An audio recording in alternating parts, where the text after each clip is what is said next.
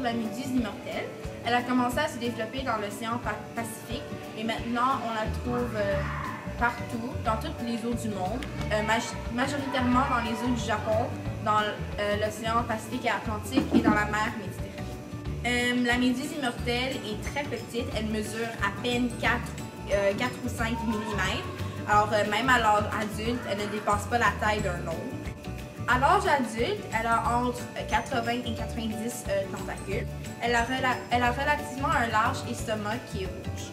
Turritopsis dorni se nourrit de plancton, d'œufs de poisson et de mollusques.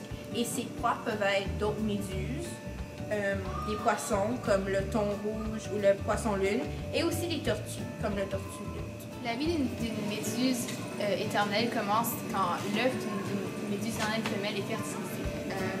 Ensuite, cet œuf va se transformer en petite larve appelée planula. Cette petite planula va ensuite s'attacher à une surface solide et va commencer à produire de nombreuses petites méduses toutes identiques. Cette étape de la méduse s'appelle le polype.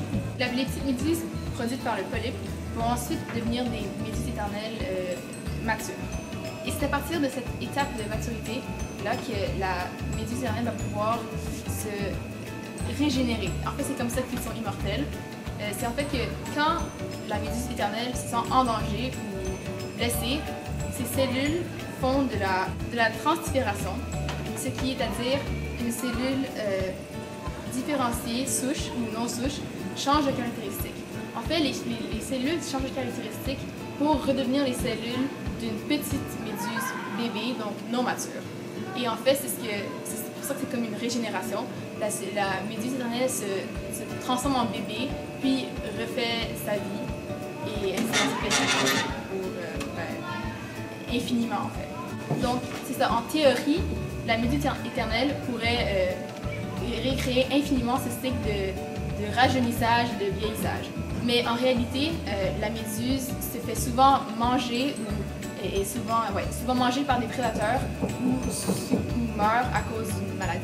Et donc, biologiquement, elle est immortelle, mais en réalité, elle ne l'est pas.